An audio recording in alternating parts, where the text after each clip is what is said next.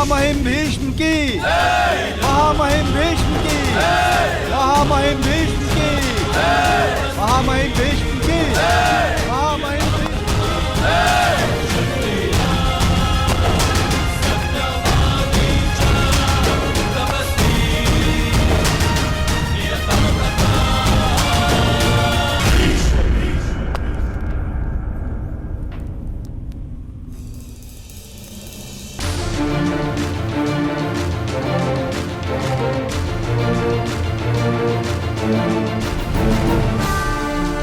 महामहिम भीष्म, एक सूत ने इतने लोगों के सामने धनुष उठाने का अपराध किया है।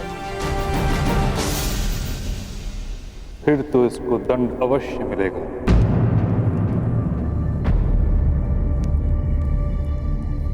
मदनजय, क्या ये वही बालक है जिसने वन में भी धनुष उठाया था?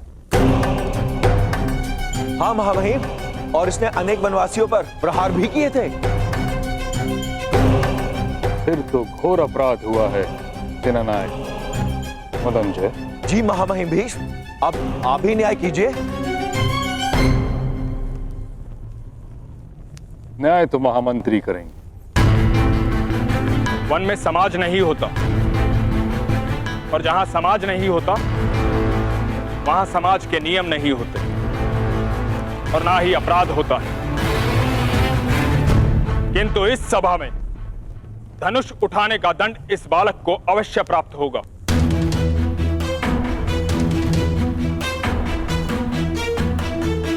भ्राता विदुर, अगर अनुमति हो तो दंड मैं निश्चित करूंगी।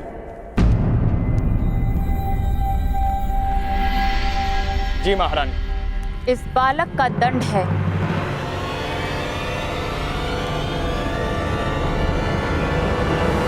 कि आज भोजन में इसे पूरे 7 लड्डू खाने होंगे।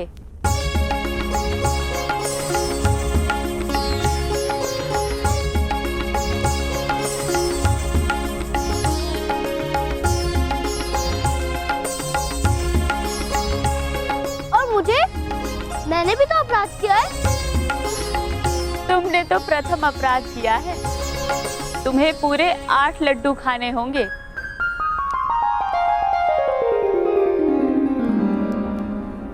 आपको हस्तिनापुर में वास करने की अनुमति है।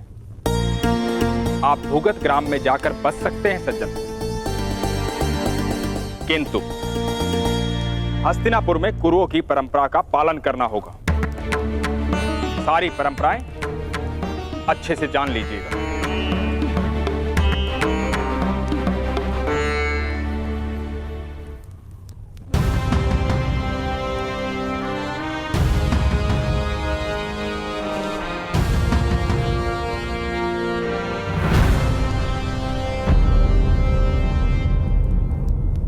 पुत्र का कर्तव्य होता है पिता के कर्मों का उत्तराधिकारी बने। धनुर्विद्या केवल क्षत्रियों के लिए होती है। तुम सूत के पुत्र हो, तुम्हें सूत ही बने, सूत ही बने।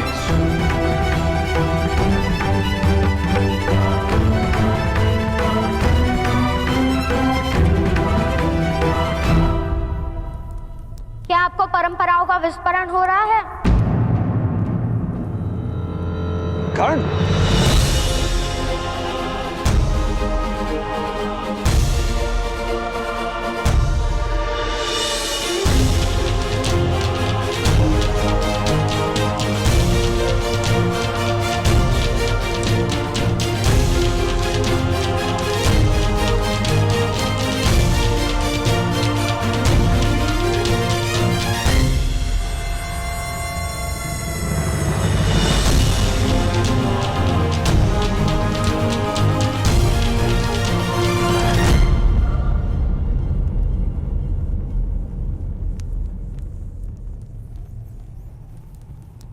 आज धनुष नहीं लेंगे मेरे हाथों से।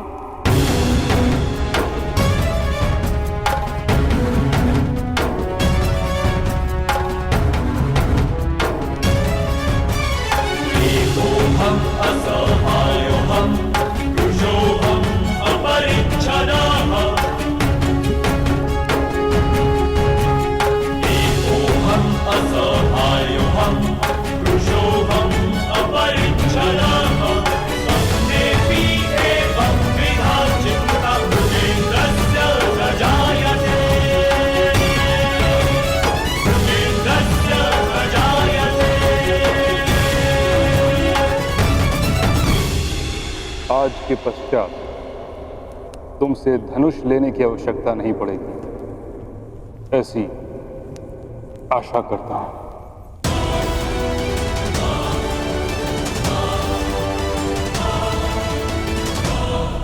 मुझे भी यही विश्वास है।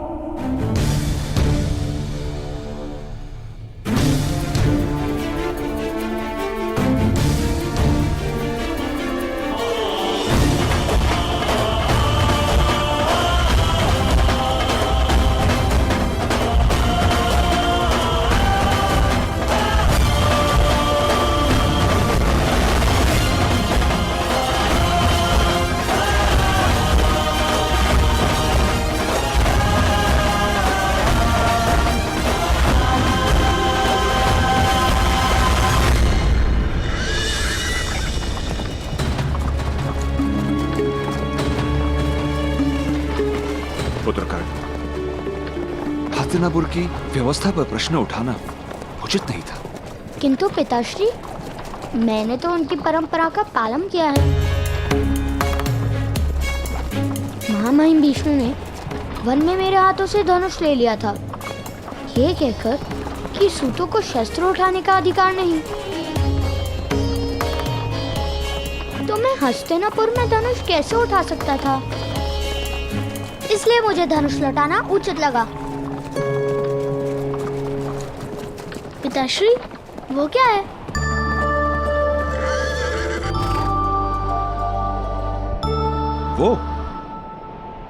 वो भगत ग्राम है पुत्र।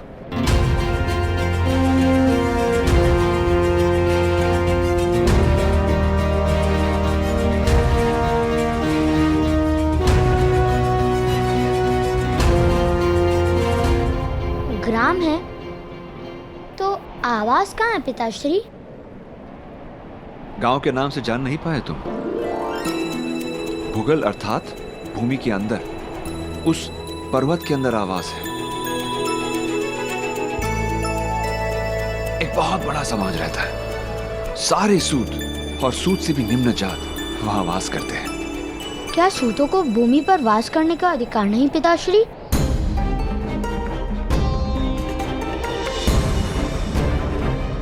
क्या वहां से आकाश दिखता होगा?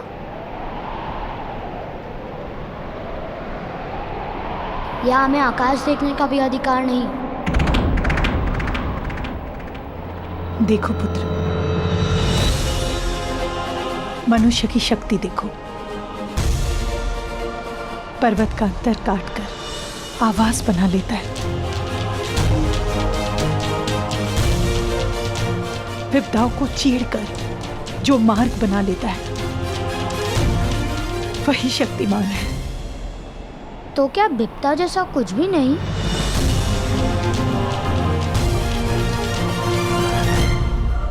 यहाँ पुत्र,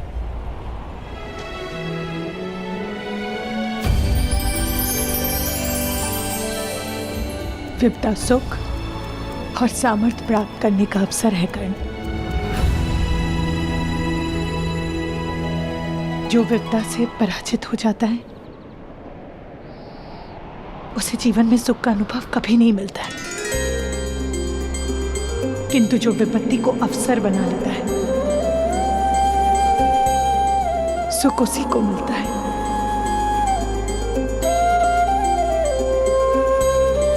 और ये ज्ञान मुझे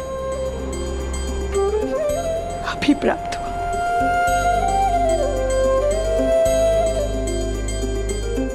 अगर पहले प्राप्त होता तो जीवन के कई वर्ष सुख से भर जाते।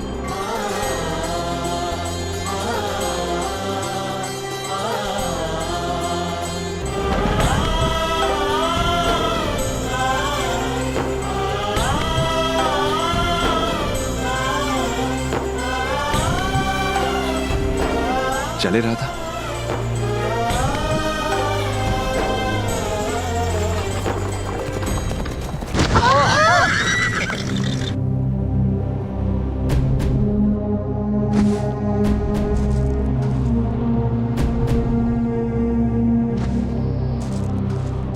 कौन है? किसने मार्ग पर गड्ढा निर्मित किया? कौन है? सामने आओ, युद्ध शोण, क्या कर रहे हो? विपत्ति का अवसर बना रहा हूँ पिताश्री। प्रथम रथ से वस्तु उतारो, अन्यथा विपत्ति में संपत्ति चली जाएगी। चलो।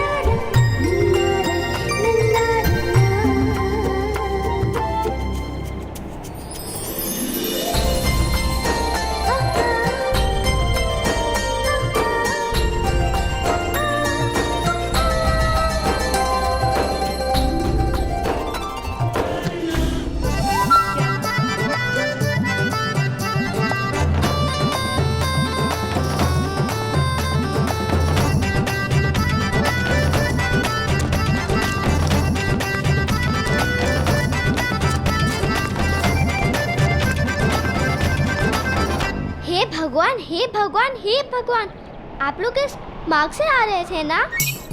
और आपका रथ मार्ग पे ऐसे रुड़क रुड़क के चल रहा था कि वो गड्ढे में गिर गया ना? तुमने किस प्रकार जाना? हमने वहाँ से देखा कि आपका रथ गड्ढे में गिर गया। आप सब सुरक्षित तो है ना? किसी को कोई घाव तो नहीं हुआ? हाँ, हम सब स्वस्थ हैं। केवल हमारा रथ अस्वस्थ है। जिसने भी ये गड्ढा निर्मित किया है उसके तो प्राण ले लूंगा मैं। विपत्ति का अवसर बनाना जानता हूँ मैं। अवश्य। माता महोदय, आप रहने दीजिए। मेरे मित्र जाके सारी वस्तु निकाल आएंगे। आप अतिथि है ना? उत्तम, वामिल, जाके रथ में से सारी वस्तु निकाल आओ। यदि आपको रथ का पहिया बिठाना है तो मेरे पिताश्री बहुत बड़े प्रसिद्ध रथ कर्मी हैं और भुगत ग्राम के सूतों के नेता हैं। शीघ्र ही आकर रथ को ठीक कर देंगे। केवल 2 मुद्रा दाम में लेंगे। उसकी कोई आवश्यकता नहीं है। मैं भी रथ निर्माण करता हूँ, स्वयं कर लूंगा। नहीं, आपके पास सारे साधन नहीं होंगे। मैं कहूँगी पिताश्री से, अगर 2 मुद्रे अधिक है तो 1 मुद्रा में ही आपका कार्य कर देंगे। मेरे पिताश्री मेरी बात अवश्य मानेंगे। आप स्वस्थ होकर बैठिए। कितनी प्यारी है ना? क्या नाम है तुम्हारा? वैशाली। और तुम्हारे पिताश्री का? सुदृष्भान।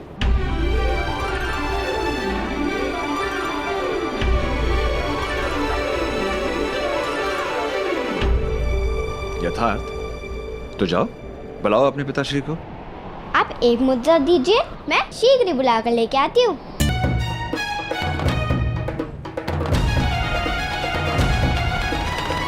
पिताश्री, इससे कार्य मत करवाना। इसने स्वयं गड्ढा निर्मित किया है हमसे धन प्राप्त करने के लिए।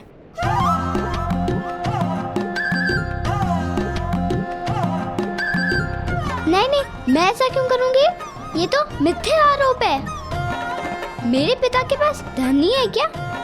विश्वास कीजिए मेरा, मैं कोई चोर नहीं हूँ। केवल सुविधा के लिए प्रथम मुद्रा मांग रही हूँ। यदि आप कहेंगे तो आपकी सारी वस्तुएं भी मेरे मित्र गांव तक पहुँचा देंगे। कोई आवश्यकता नहीं। आवश्यकता है पुत्र।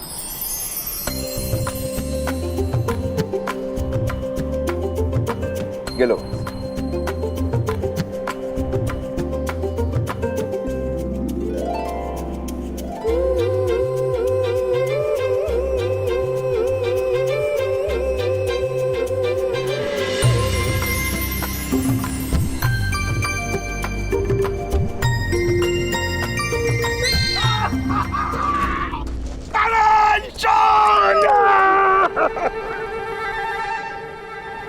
नमस्कार अधिरथ।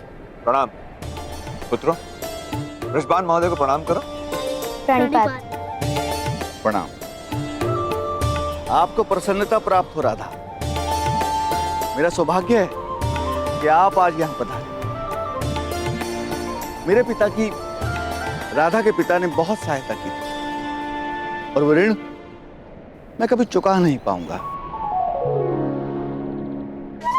किंतु आज आप सबकी सेवा करके मुझे संतोष प्राप्त होगा। आप मेरी पुत्री से मिले। ये है मेरी पुत्री वैशाली। और वैशाली, ये है तुम्हारी राधा माता, मेरे बालपन की सखी। प्रणाम करो बेटा। प्रणिपात।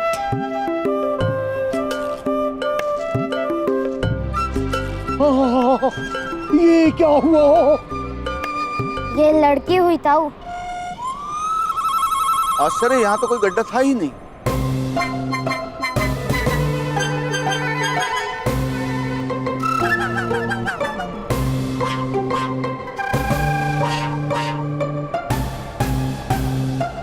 इस लड़की और इसके मित्रों ने हमारे साथ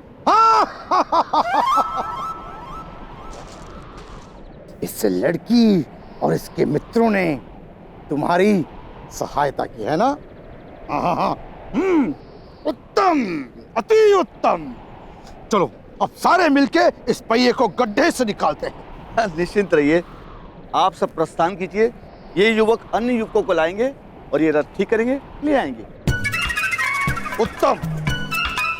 वैशाली, बालकों, वस्तु उठाओ और साथ चलिए।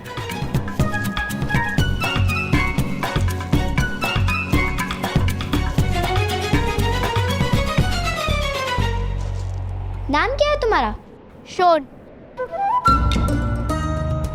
ये मेरे भ्राता कर्ण। आप दोनों नए हैं? आप दोनों का कोई मित्र भी नहीं है? यहाँ के सारे बालक बहुत भयावह हैं। और ये उत्तम प्रतिदिन 2 हत्या करता है।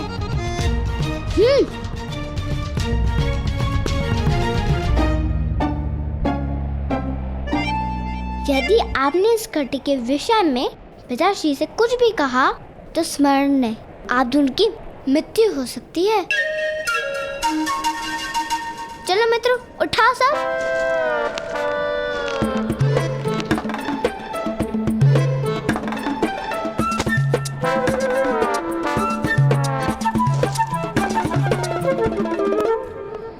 वृषाली, मेरा भाग मुझे यही दे दो। पिताजी मुझे वेद पाठ करने के लिए बुला रहे हैं।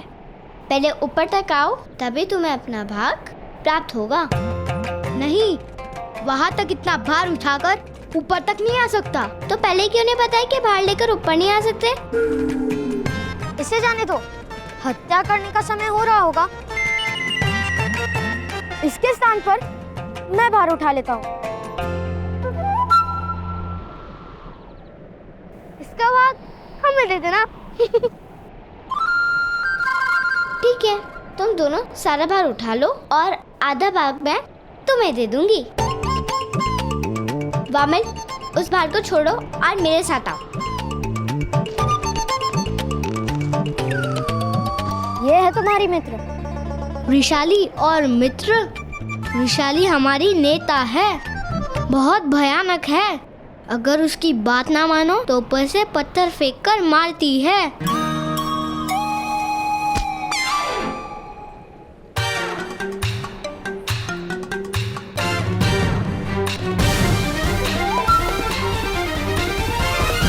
ये तो क्षत्रियों से भी गई हुई है। जैसे हस्तिनापुर में महाराज धृतराष्ट्र का शासन है, वैसे यहाँ वृषाली का शासन चलता है।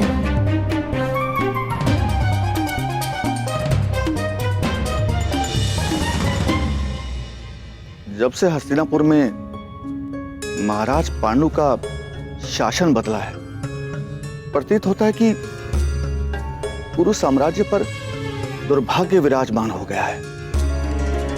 महाराज धृतराष्ट्र अयोग्य नहीं है, किंतु उनके अंतर में विष भर दिया गया है। जब महाराजा पांडु और महारानी कुंती का शासन था तब हमारी स्थिति ऐसी नहीं थी। वो दोनों परंपराओं का वहन करते थे। और महामहिम भीष्म? महामहिम भीष्म वो हमारे देवता है। ऐसा महात्मा पृथ्वी ने आज तक देखा नहीं। उनका परंपराओं में पूर्ण विश्वास है, किंतु जब कोई परंपराओं का लाभ उठाकर अन्याय करता है तो महामहिम निस्सहाय हो जाते हैं। शायद महापुरुषों की यही मर्यादा है।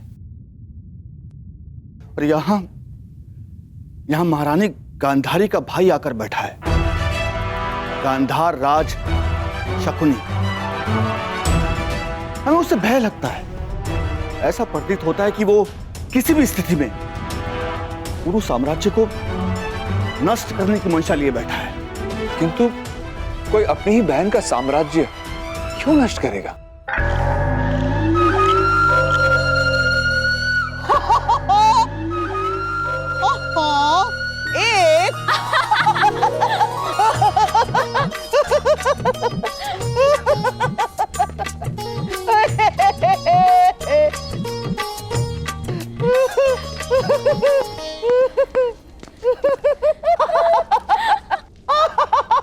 गांधारी!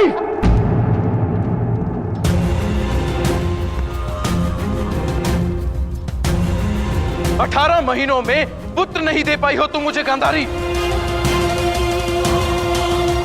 18 महीनों में एक स्वप्न पूरा नहीं कर पाई हो तुम मेरा। अरे 18 महीनों में एक बार भी मन विचलित नहीं हुआ तुम्हारा। जिस महादेव ने तुम्हें 100 पुत्रों का वरदान दिया है, उस महादेव से प्रश्न पूछने के स्थान पर तुम यहां द्यूत खेल रही हो। महादेव!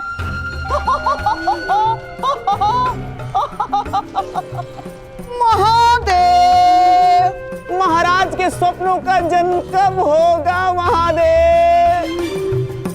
महादेव उत्तर दीजिए महादेव। चेष्टा कर रहे हो शकुनी? चेष्टा?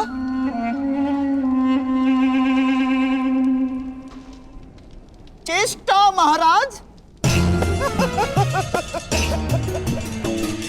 नहीं महाराज नहीं।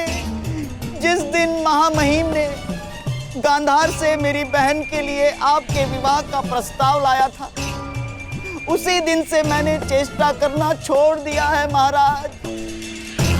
चेष्टा करना छोड़ दिया है महाराज। अब तो केवल प्रयत्न करता हूं।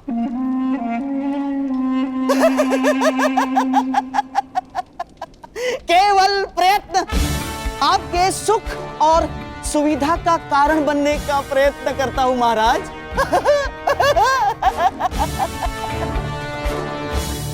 कब होगा मेरा पुत्र गांधारी? क्यों तुमने अपने प्रसव रोक रखे हैं? क्यों तुम मेरे सुख में बाधा बनना चाहती हो?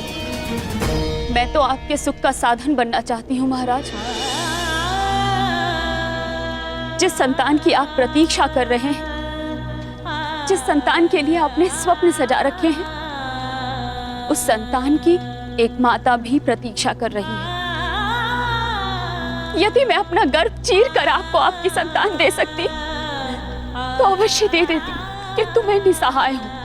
आपके प्रश्नों का कोई उत्तर नहीं है मेरे पास महाराज। तो उत्तर ढूंढो गांधारी। मुझे मेरे उत्तराधिकारी की आवश्यकता है। जो सिंहासन मुझे दान में प्राप्त हुआ था, वो सिंहासन मेरे पुत्र को अधिकार में प्राप्त होगा।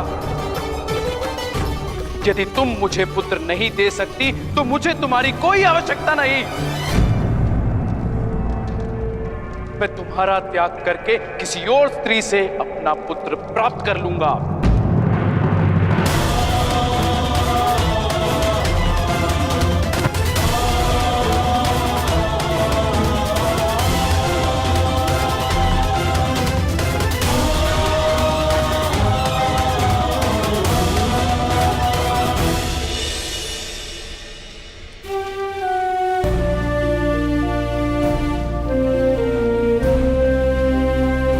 हस्तिनापुर वालों को विस्मरण हो गया है कि वरदान की प्राप्ति तपस्या के बाद ही होती है। हस्तिनापुर वालों को वरदान की अपेक्षा है, तपस्या का बल नहीं।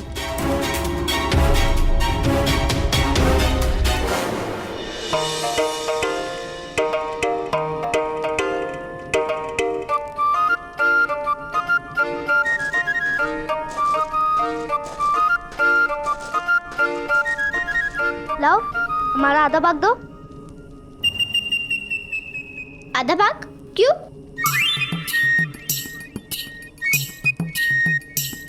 तुमने तो कहा था कि हम सामान ऊपर लाएंगे, तो तुम हमें आधा भाग दोगी? दो, अवश्य मिलेगा। किंतु तुम्हें पता नहीं है, यहाँ हस्तिनापुर में किसी को भाग मिलता नहीं है, बल्कि छीनना पड़ता है। भ्राताकर्ण, यदि भाग मांगने से ना मिले तो उसे छीन लेना ही उचित होता है।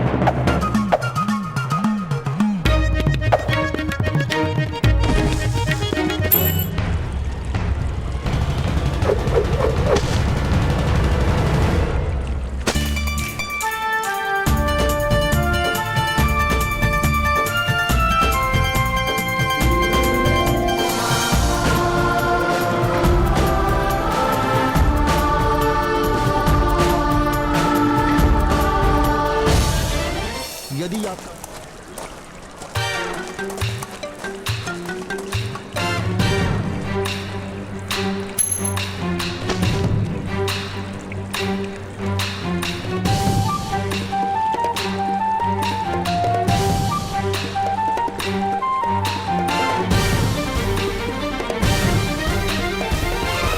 लगता है भुगत ग्राम में सत्ता परिवर्तन होने वाला है।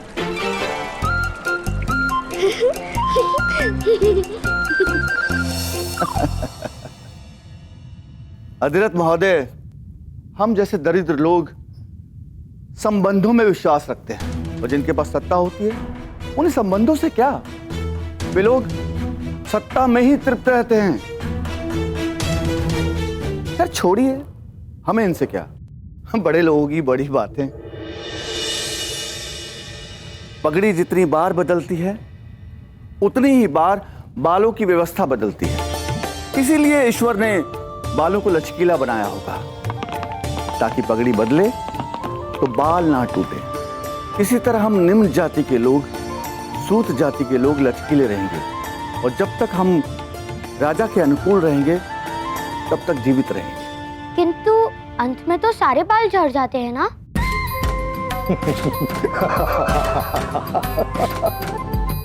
तो पगड़ी को क्या अंतर पड़ता है? बहुत बुद्धिमान हो तुम वैशाली। इसे कहते हैं बुद्धि, और जिसे तुम समझती हो उसे कहते हैं दुर्बुद्धि, समझी? अब कर्ण और शोण इस गांव में बसने आए हैं, उनसे कुछ सीखो। अधिरथ महोदय, आपको चिंता करने की कोई आवश्यकता नहीं है। आपको हस्तिनापुर में कोई असुविधा नहीं होगी। चलिए चलते हैं राज सेवक के पास और उनसे आपकी कार्यशाला निर्मित करने के लिए अनुमति मांगते हैं। कार्य करने के लिए अनुमति लेनी पड़ती है? अवश्य, राम उनका है, राज सेवक हैं वो। यहाँ कौन व्यवसाय करेगा कौन नहीं, ये निर्णय करना उनका अधिकार है।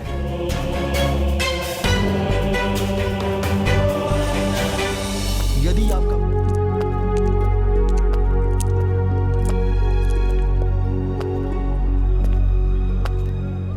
राज सेवक से भेंट हो सकती है?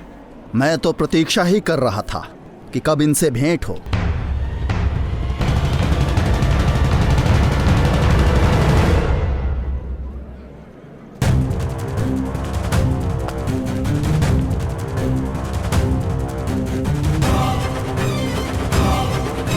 क्योंकि ये सज्जन गुफा से बाहर निकले उससे पूर्व मेरे भ्राताश्री ने उन बदमाशियों को पराजित कर दिया था।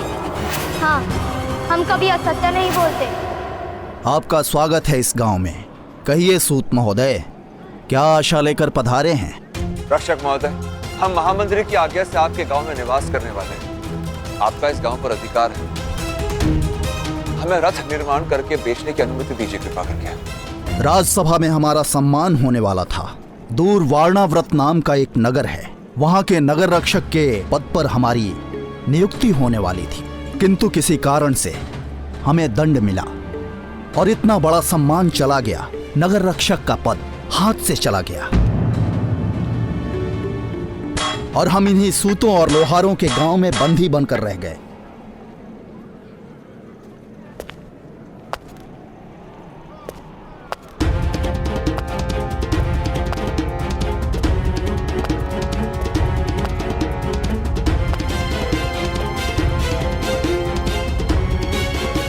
आपके पुत्रों के कारण हमारी सारी आशाएं धूल में मिल गई।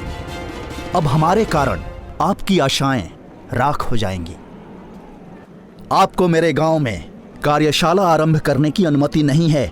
और एक बात सुनिए, हस्तिनापुर में सूतों के निवास के लिए बस एक ही गांव है, अन्यत्र कहीं आप वास भी नहीं कर पाएंगे। हस्तिनापुर का त्याग करना होगा आपको। किंतु महामंत्री ने हमें निवास की आज्ञा दी है। इसलिए तो हम इन्हें निकाल नहीं सकते, किंतु ऐसी स्थिति तो बना ही सकते हैं कि ये लोग यहां रह न पाएं। जाइए।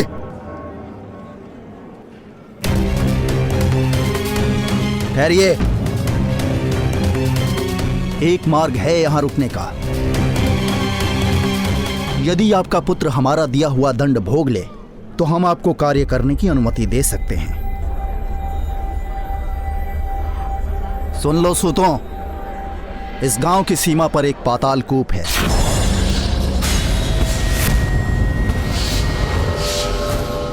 और उस कुएं में जल नहीं है।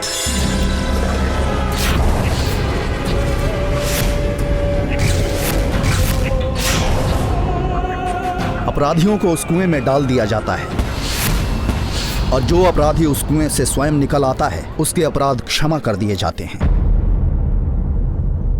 वैसे उस कुएं से आज तक कोई बाहर नहीं निकल पाया है। तुम्हारे पुत्र को उस कुएं में डाला जाएगा कल प्रातःकाल।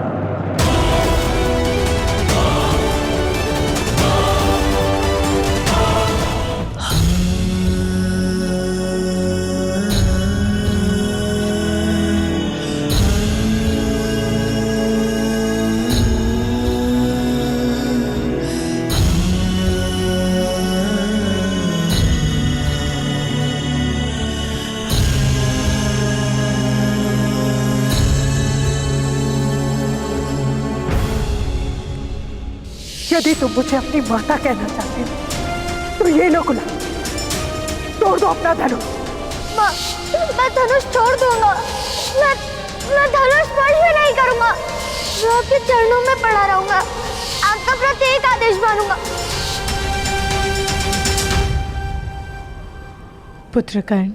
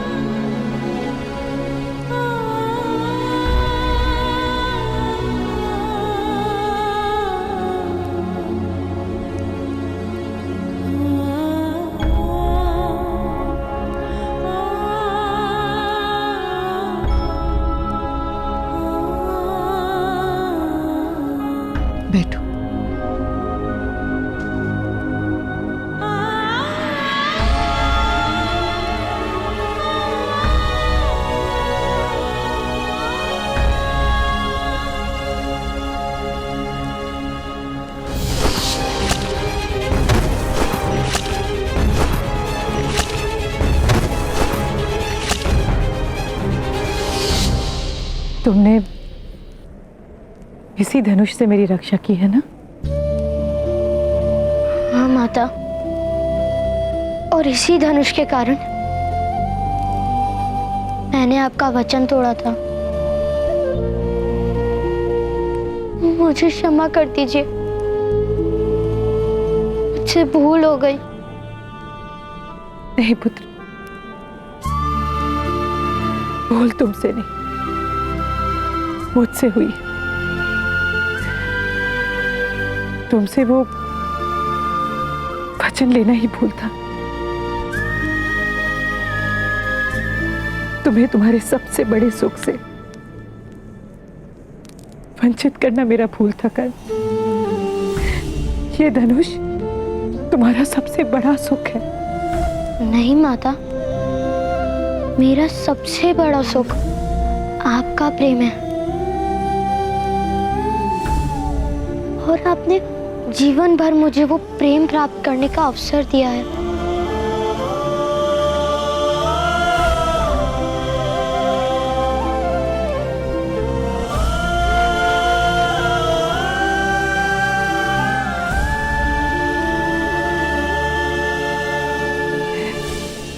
तुमने तो अपना परिचय राधे के नाम से दे दिया, किंतु अब मुझे तुम्हारी माता को जीवन भर उस श्रेणी तक पहुंचने का प्रयत्न करना पड़ेगा।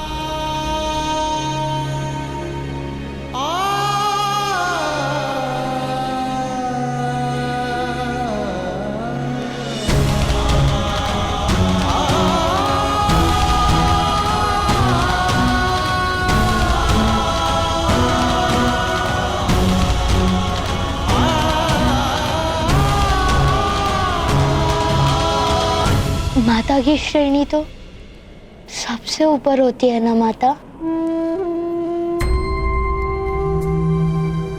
आप अपनी श्रेणी से क्यों उतरेंगी?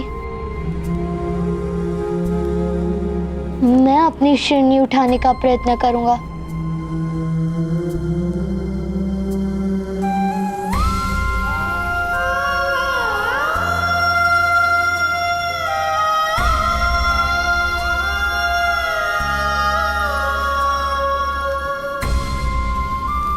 इसी बात का तो भय है मुझे पुत्र,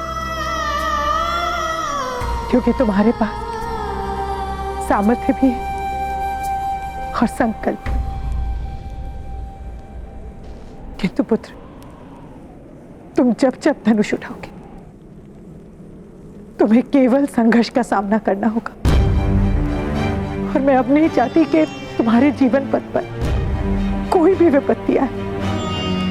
माता, आपने कहा था ना कि विपत्तियों को अवसर बनाना चाहिए। मुझे विपत्तियों से भय नहीं।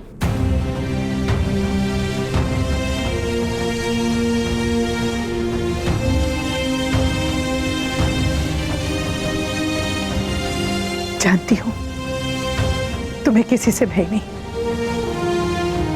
ना मनुष्य से, ना मनुष्य के बनाए व्यवस्था से।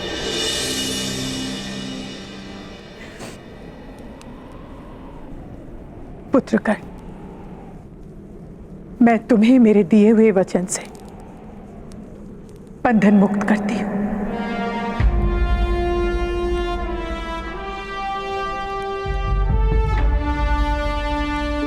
किंतु समाज के बनाए बंधन से तुम्हें मुक्ति नहीं मिल पाएगी कर्ण।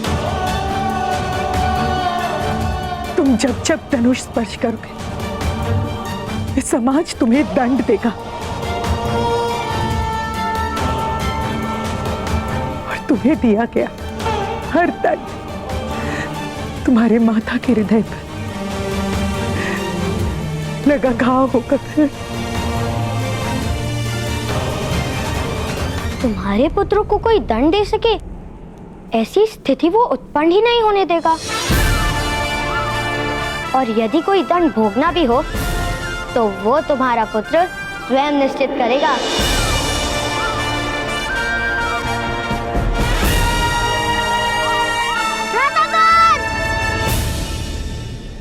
तुम जानती हो ना माता, मैं तुम्हारे किस पुत्र की बात कर रहा हूँ?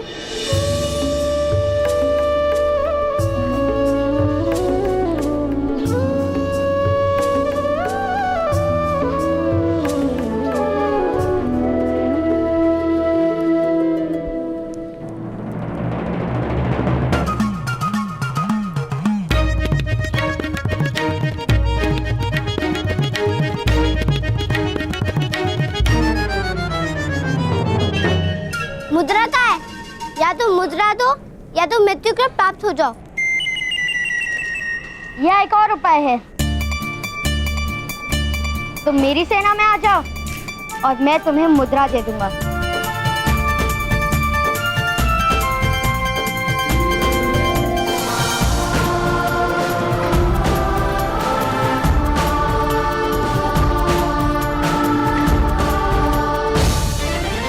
भूगत ग्राम में केवल एक ही सेनानायक है और वो है वैशाली। भूगत ग्राम तो बहुत बड़ा है, यहाँ और भी सेनाएं होंगी, अर्थात और भी सेनानायक होंगे। चलो मैं तुम्हें स्वयं भूगत ग्राम दिखाती हूँ। यदि कोई और सेना नहीं मिली तो तुम दोनों को मेरी सेना में आना होगा। यदि कोई और सेना मिल गई तो तुम्हें मुझे अपना सेनानायक मानना पड़ेगा। असंभव, कोई दंड नहीं दे सकता मेरे पुत्र को। इस छोटे से जीवन में जितने दंड भोगने थे भोग लिए उसने। उसके माता ने भी दंड दिए उसे आज तक।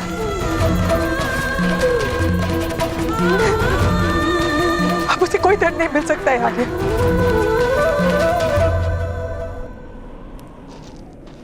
उसे कोई दंड नहीं दिया जाएगा राधा। हम जाकर महामहिम और महामंत्री से विनती करेंगे, स्वयं महाराज के पैरों में जाकर रोएंगे कि उसका दंड मुझे भोगने दे, किंतु कर्ण को पाताल कुएं में नहीं जाने देंगे राधा। नहीं। अधिरथ, आपका राज सेवक के सामने आक्षेप करना या आवेदन करना उचित नहीं है। राजा प्रतिक्षण आप सबकी रक्षा नहीं कर सकता। शिक्षा और रक्षा ये दोनों कार्य होते हैं राज सेवक के, और यदि इनमें से एक राज सेवक के सामने भी आपने अपना आवेदन किया तो सारे अन्य राज सेवक आपके प्रति विष भर लेंगे, क्रोध भर लेंगे और आप सबका जीना दुभर हो जाएगा।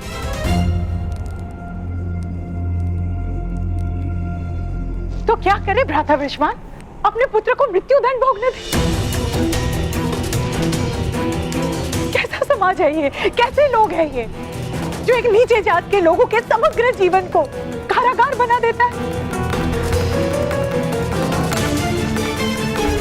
क्या कोई मार्ग नहीं? वो मार्ग है जो विकट महोदय के पास जाता है। पूरा लोहार समाज वहीं पर निवास करता है। विकट महोदय लोहे के विविध यंत्र निर्मित करते हैं। किसी ने भी उनके यंत्रों को स्पर्श भी किया तो उसकी नाक काट देते हैं। बड़ी भयानक है वो। तुम्हारी नाक कटवा लो, मुख्य प्रमाण में ठीक हो जाएगी। मेरी नाक ठीक है और विकट महोदय मेरी नाक नहीं काटेंगे क्योंकि वो मेरे मित्र हैं। वो है ना भैरवत, वहाँ पे भयानक भूत बसते हैं, किंतु मैंने भूतों की साधना की, इसके लिए सारे भूत मेरे वश में हैं।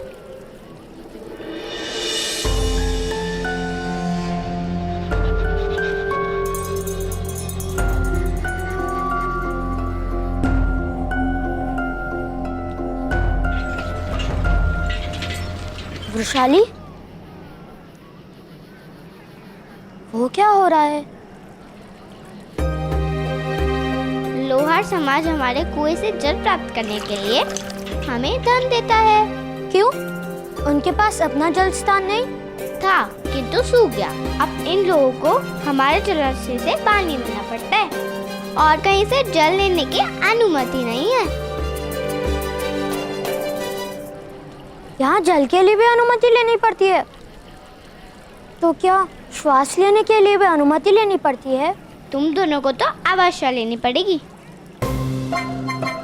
मेरी अनुमति के बगैर भुगत ग्राम में पक्षी भी पंख नहीं मारता। वो तो इस कारण क्योंकि तुम पक्षियों को पत्थरों से मार डालती हो।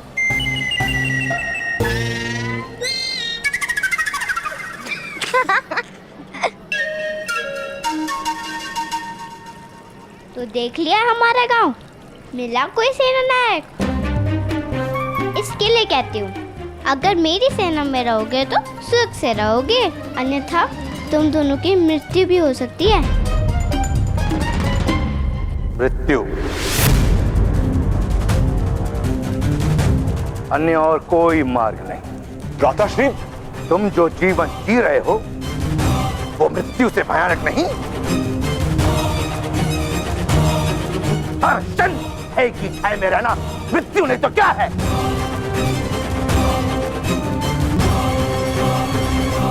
एक और मार्ग है आर्य, हम शस्त्र उठा लेंगे।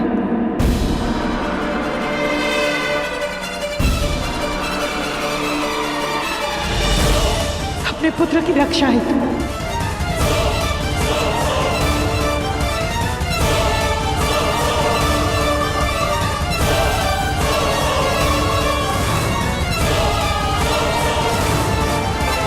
क्या कह रही हो राधा? शस्त्र कौन उठाएगा? सारे सूत समाज को मृत्यु दंड मिलेगा। तो क्या एक निर्दोष बालक की मृत्यु देखने के पश्चात किसी को जीवन में सुख मिल सकता है? मैं अपने प्राण दूंगा कि तो समाज नहीं देगा। मनुष्य की प्रथम इच्छा होती है उसका जीवित होना। आपके पुत्र की दुर्दशा पर सब आंसू तो बहाएंगे, किंतु शस्त्र कोई नहीं उठाएगा। ये संभव नहीं है राधा। हम सब तो शस्त्रों से मर जाएंगे, किंतु उसके पश्चात कर्ण जीवित रहेगा। क्या होगा उसका? कौन देगा उसे आसरा? उसे भोजन कौन देगा? नहीं राधा, जब तक कर्ण युवान नहीं होता हम मर भी नहीं सकते।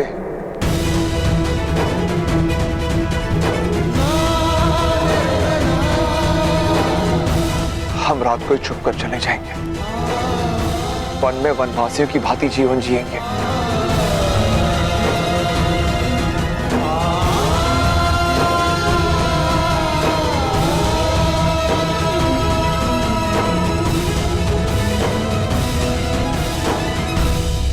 वन के वनवासी भी भ्राताश्री को पराजित नहीं कर पाए। उन्हें तुम्हारी सेना में रहने की क्या आवश्यकता है? वनवासियों और नगर जन्म में बहुत फर्क है। नगर जन्म की मार कभी कभी मनुष्य जान भी नहीं पाता। वृषाली, वृषाली, क्या हुआ सैनिक? वृषाली, मेरे पिताश्री कह रहे थे कि कल प्रातःकाल कर्ण को पाताल कुएं में डाल दिया जाएगा।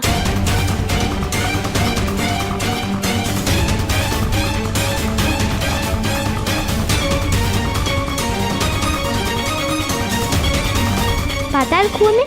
क्यों? क्योंकि कर्ण के कारण राजसभा में ग्राम रक्षक महोदय का अपमान हुआ था, इसलिए उसे दंड दिया जा रहा है।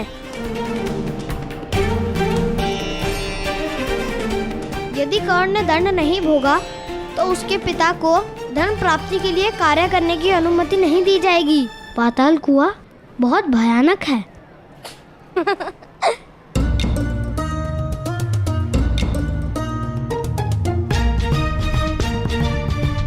फिर से भयानक।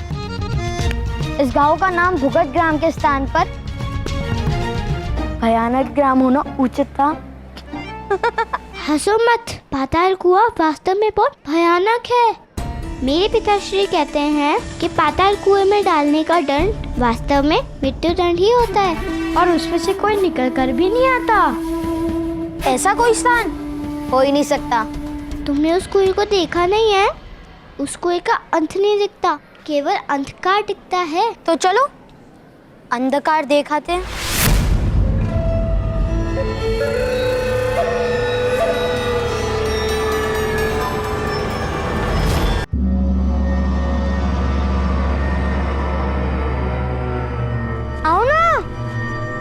भयभीत क्यों हो रहे हो?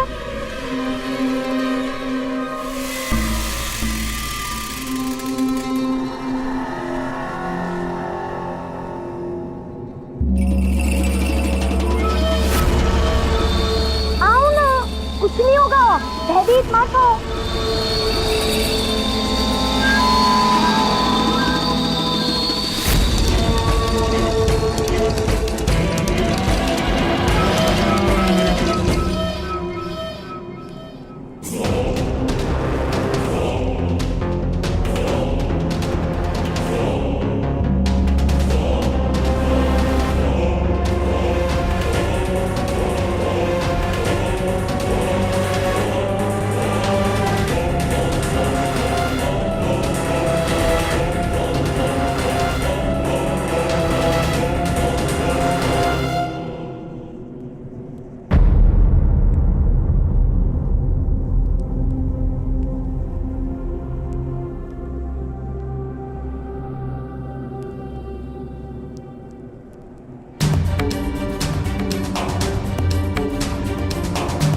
नहीं प्रातःकाल, नहीं सुन। यदि किसी को कार्य करने की अनुमति ना मिले तो वो बहुत बड़ा अपमान होता है।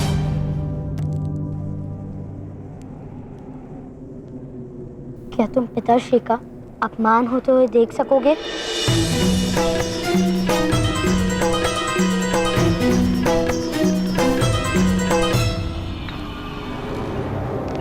आदेश दीजिए सेनानायक।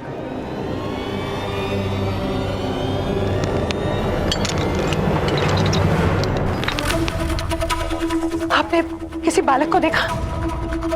10 वर्ष का है।